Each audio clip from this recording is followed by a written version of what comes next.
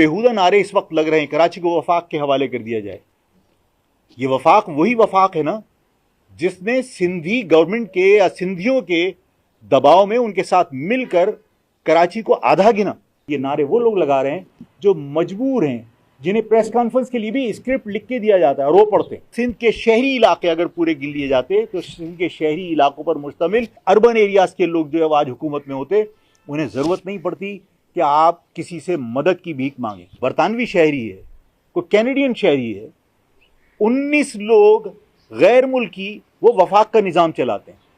जो निज़ाम वफाक खुद नहीं चला सकता, उस वफाक के मातहत हमें देने की बात की जा रही है। पीपल्स पार्टी ज़्यादती कर रही है और पीपल्स पार्टी के ख़िलाफ़। पीपल्स पार्टी से हमें इस शहर को बचाना है और कराची को बचाना है, और कराची को बचाने के लिए जो है वो दस्तखती मुहिम चल रही है और उसके बाद जलसों का अहतमाम किया जा रहा है। जलसे किए जाएंगे, कराची को बचाया जाएगा पीपल्स पार्टी से। बिल्कुल पीपल्स पार्टी जालिम है, पीपल्स पार्टी मुतासिब है, पीपल्स पार्टी करप्ट है। दिन में नारे लगाकर रात को उनके साथ क्रिकेट का मैच कौन खेलता है? हाथ पे हाथ मारकर खुशी का इजहार कौन करता है?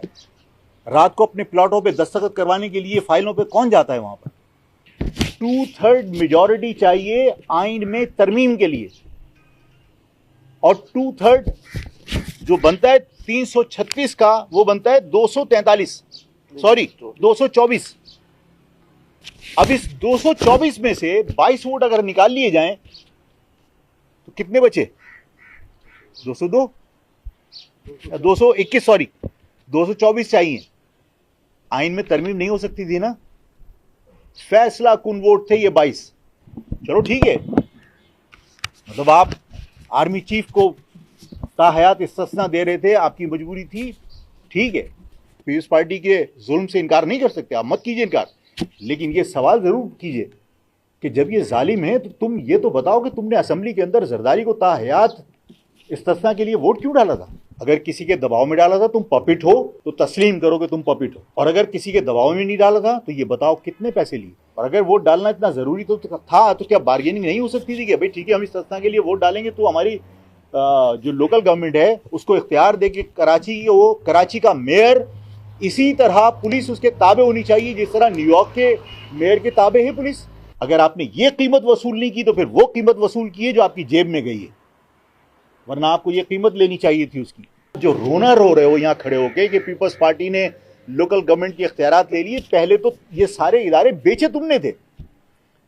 कराची बिल्डिंग कंट्रोल अथॉरिटी, जब सिंध बिल्डिंग कंट्रोल अथॉरिटी बनी तो इशरतुल इबाद के दस्तखत में फारूक सत्तार साथ में बैठे हुए। सौदा हुआ था 40-60% का।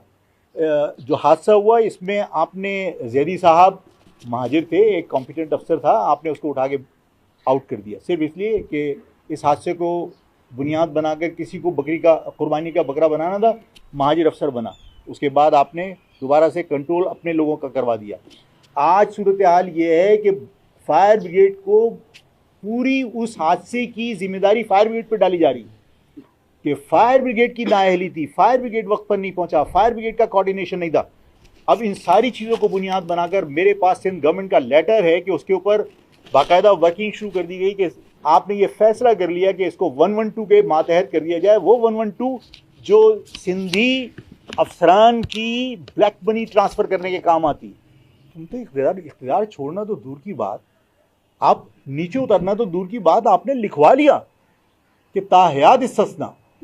इस माहौल में मेरा मुतालबा जायज़ है कि जब तक इस अशराफिया से जो इस पाकिस्तान को नोच नोच के खा रही है और अवाम की कोई कदर नहीं है कि आप अवाम को 100 यूनिट यूज़ करने वाले पर आप 100 रुपये आप फिक्स्ड चार्जेस लगा रहे हो, और आप जो बैंकों में हमारे पैसे हैं या इस मुल्क का पैसा है उस पैसे से आप अरबों रुपए के लोन ले लेते हैं और आप बैठ के अशराफिया उसको राइट ऑफ करा देते हैं।